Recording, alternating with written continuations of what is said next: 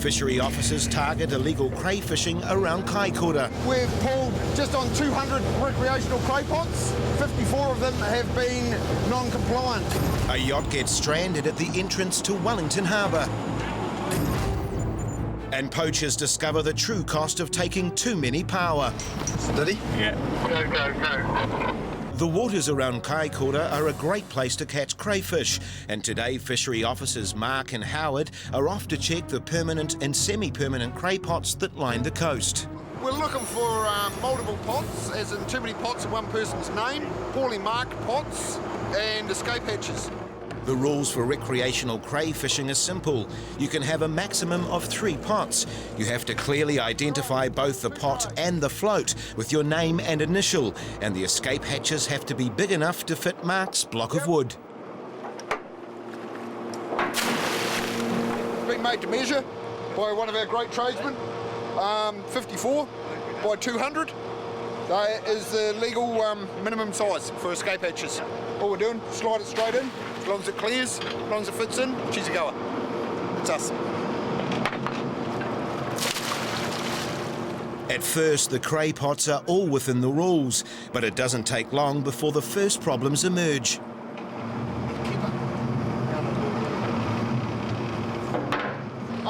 Yeah, first one that we've come across, just measured the escape hatches. They appear to be undersized. We'll just get the calipers on it and give it an official measure, see what it comes up at.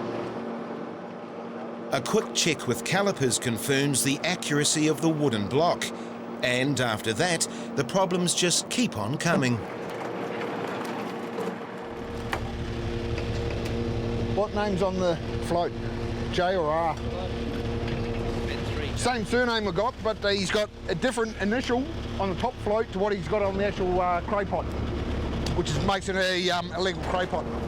Having different initials on the float and pot means the fisher could be running more pots than their allowable 3, and sometimes the pots are just wrong. Unclearly marked pot and escape hatches, mate. Where they can, Mark and Howard locate the people who are fishing the pots and try to get it sorted there and then. We'll drop it back in for you. I want you to pull it and take it and deal with it for us, eh? You've got to measure those escape hatches.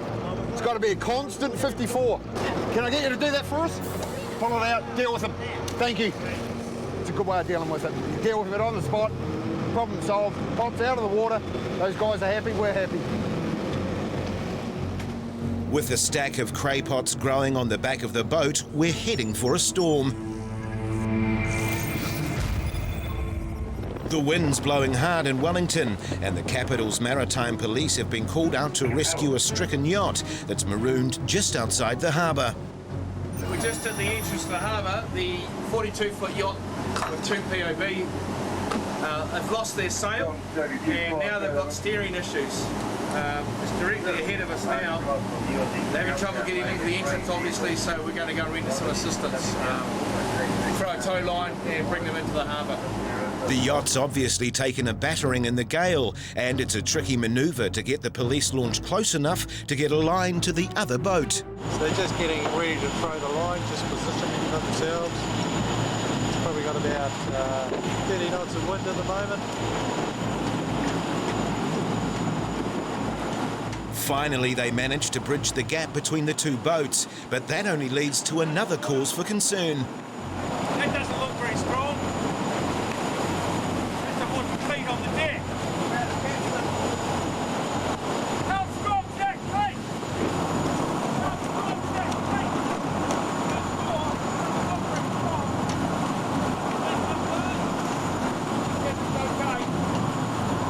The cleat is the post that the rope is tied to, and although the yachty thinks it's okay, Ross still has his doubts. Not happy about that cleat on its deck.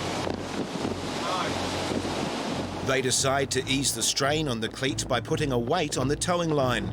This will act as a buffer between the 2 boats, eliminating the potential impact that a straight line might have. Tighten up.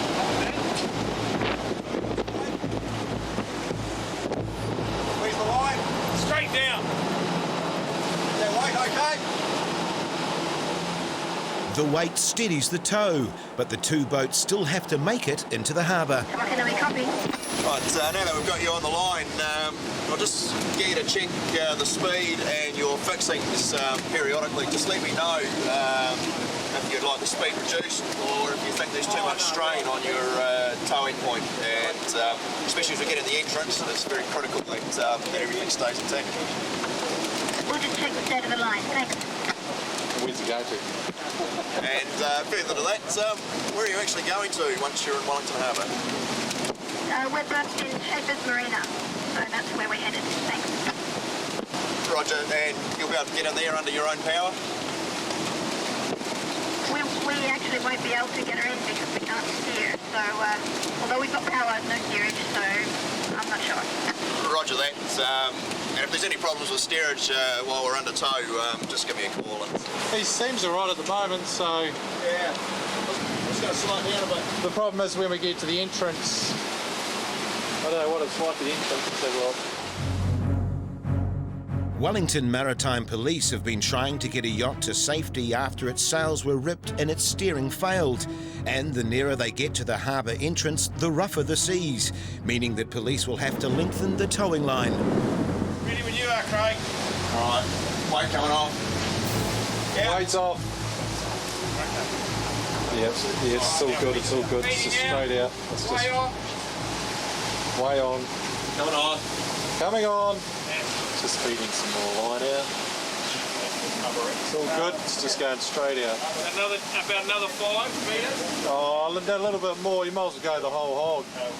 All right, way off. Way off. Yeah, they're on. Yeah, Go. way on. Go. The conditions have got a bit worse and the wind's picked up. So we've just added some more tow line.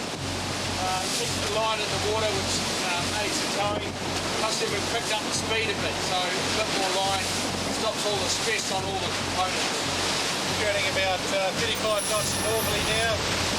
Just coming into the entrance now, and it's getting quite. What we're getting is the tide coming in against the wind, so the waves are starting to stand up a little bit. So it's going to get a little bit rough. As the boats move into the harbour, the seas get even rougher. And there's more hazards to deal with. Well, we're just trying to get across to the harbour. We've got a big liner that's just coming out. In quite a dangerous spot. Winds are getting up. But traffic isn't the major problem. The effect of wind and tide has brought the two boats to almost a complete stop. So up and down, that's all we're doing at the moment. It's going up and down and making very slow progress.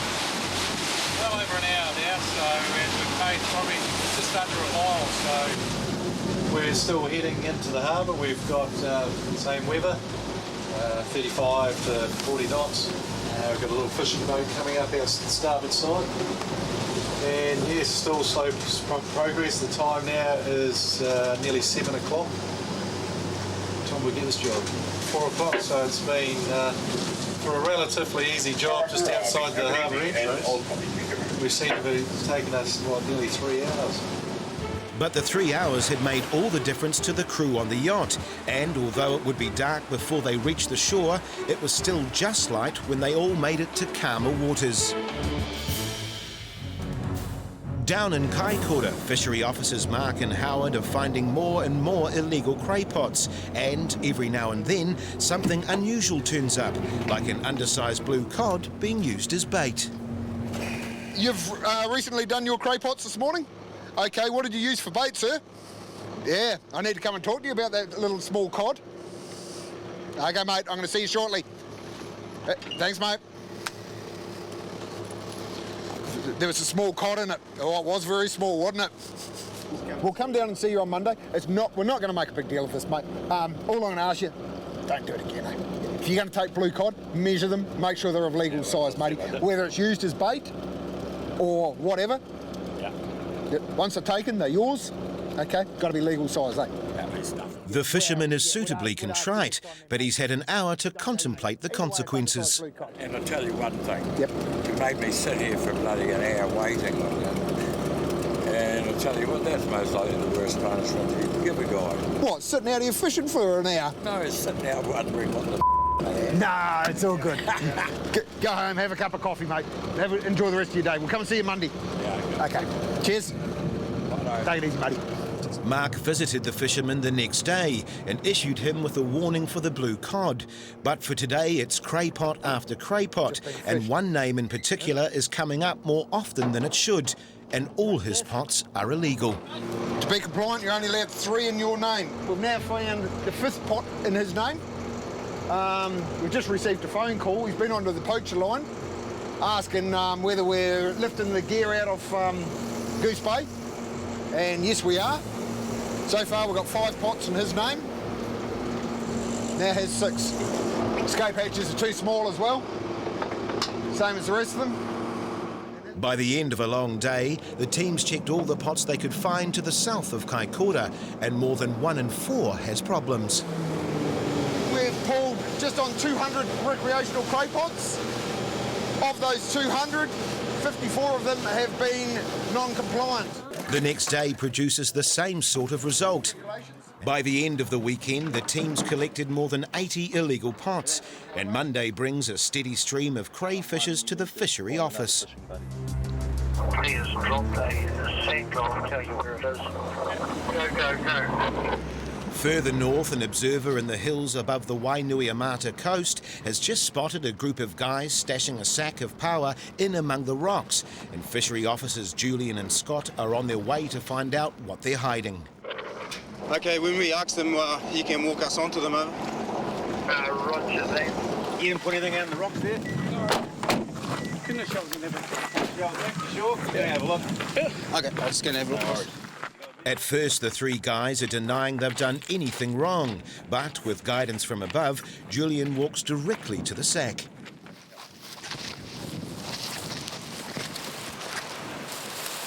The fact that the officers knew where the sack was forces a change in the suspect's attitude. What did you put over in the... Yeah, I did. I was going to put it back, mate. Okay, what was it? Just powers. Okay. But even though he's been caught in the act, the diver doesn't seem to believe he's done anything wrong. Why can't we take them back? Hey? Why can't we take them back? You've already taken them. Yeah, but we're just counting up our lot. No. Unfortunately, I'll tell you now, you've been watched for a period of time. Okay, so they've already come out of the sea. You've had a lot of time to do your measuring so once and they counting. come out, you've got to count them when they come out. And you've got far excess power here as well, okay? So come on. Well, we can build to the sea. We'll have a talk here. They're just saying, I've been watched. Yep. So I was truthful, asked you before, and you told porcupines, all right? Yep. So we know what's happened, so what we're going to do is count these out and then we'll go from there, all right? As the count gets underway, 2 things are immediately apparent. Firstly, the power are all of legal size, and secondly, there's far too many of them. How many you got in there, mate? 37. 6. Back down in Kai-moana, fishermen have begun turning up at the Fisheries Office to collect their cray pots and their penalties. So you actually got no name on the pot. I'm going to let you take the pot. Go ahead, take it. I'm going to give you the heads up. Put the tag on it, mate. Oh, yeah. Call it quits at that. We've got one ready to go already. Call it quits at that. Yeah. You happy with that? Great. That's very good, thank you. Cheers, man. Thank you. For those whose pots only have one problem, the result will be a warning. So what do you got on it? Just nickname? Just Roo, yeah. Roo. Yeah, it's my nickname. Everyone around town knows me as Roo, so... But I put my last name on it. Put my last name on the other one out there today. So, Did you? Yeah. What about first initial? Yeah, Roo. Yeah. Roo, last name, is that right? First initial, what's your first name? Mark. M. Okay, sweet as. Not Roo. Okay. This is a written warning. Yeah. Okay. If it comes back that you got any previous fisheries offences, No. yeah. It turns into a $250 fine. Yeah, sweet as. Sweet, mate. Yeah. I just need you to get you to sign here, Yeah. and I'll put that in there. But where there's more than one problem with the pot, it's going to be an infringement notice. So then we've got this issue, your escape gaps. So what about 54, mate. 80% of it. It is 54. 80% of it. That should just fall to it. Oh, well, it's the way I've tied it up then. Yeah, it is. And then it's that one. They're all the same, mate. That one was professionally made. Yeah, it may well have been, but it's still wrong. Yeah. You got 2 offences, your escape gaps, and no names on the pots. Yep. So I'm not going to give you 2. It could be $500, mate. So it'll only be 1. Give you that. While many take their punishment quietly, others seem to believe they're being picked on. The other thing that sort of I get a wee bit pissed off is, are you going to do the crate commercial jokers at the end of August and check all their gear? Yesterday. We pulled every pot we came across, mate, on the coastline. Well, at the end of the day, we chose to do the operation over this weekend. Yeah. Right? We did commercial, charter. We done every pot we came across. Yeah. But it's not just the markings on the guys' pots that are a problem. You've got an issue with escape gaps here as well. There's nowhere near it, mate. I use verniers. Yeah, there's 54 by 200 this block is, mate. It all adds up to an unwelcome fine. You got 28 days. Could be paid at any Westpac bank. 50 cents a week. Well, that's your call. If you can't pay it, all the details are on the back of it to appeal it, mate. I will. There you go. Rightio. Right, let's go. Take it easy, guys. Catch you later. Cheers, eh? See you. The man with 6 pots in his name didn't turn up, although he would later be issued with a $500 infringement notice for having too many pots and undersized escape hatches. And for the Kai-moana fishery team, it's been a successful weekend. Back on the coast, east of Wellington, 3 guys have been caught with 66 power, and now they're arguing about who was diving. How much dive gear you got? 3 weeks each? 3 weeks. Yep. Want us to take it out? All right, we'll have a look. That one's dry. Yeah, we got out. It was on the bank. Nah, mate, they don't dry that quick. There should be 2 of them dry there, mate. West Stews don't dry that quick, man. I dive all the time. That doesn't even wet. Don't even smell wet. So I'm not playing games, but how many divers were there? How many divers? 3, mate. You said 4 before. Yeah, 1 had gone, but we only got 7. Okay, let me tell you Mate, again, mate. don't. We've got a guy up here. Yeah, I know. You said that before. Well, he's been watching you the whole time you were here, and this gentleman here was the only one that's been in the water. Where did you dive then? Pardon? Whereabouts did you dive? From here, from the cattle stop, down to here. And he went back out again later on. Although it looks like the dive gear hasn't been used, Julian needs to be absolutely sure there was only one of them in the water before he can decide what to do next. Did you observe that group for the whole time, then? Pretty well watched right through, over. So, I mean, is there any chance that the other 2 divers could have gone in, because they're saying that they all went in, over? He must have died before we got here, over. The possibility that 2 of the men had dived before the spotters reached their observation points means that a prosecution would be likely to fail. But there's still the question of why 3 guys have got 66 power. Okay, unfortunately, guys, you won't be going home with the power, okay? But you'll be going home with all your equipment. The realisation that they're going to lose their power is accepted by 2 of the guys, but the other one still thinks there's something to be gained from the day. Well, not even the 10 we allowed for the day. Well, there's a couple of factors there, eh? And one of them was the sack going into the bush. Can we go back in to get some more? No, that's the daily limit right there. It'd be different if they were undersized. You know, I understand your frustration. No, mate, you don't. Oh, I do. No, mate. Mate, we were honest with you. Hey, and we got our 10 each. You weren't honest with us because... Hey, I said I took it down there, didn't I? You got a bag over there. Yeah. But initially you said you had it. Don't worry, man. Don't worry. The 3 divers were caught with 66 power, but they will all receive an infringement. They were well in excess of their daily limit, and also they had been seen concealing a bag of power before we arrived at their position. All 3 men received a $500 infringement notice, and all the power were returned to the sea.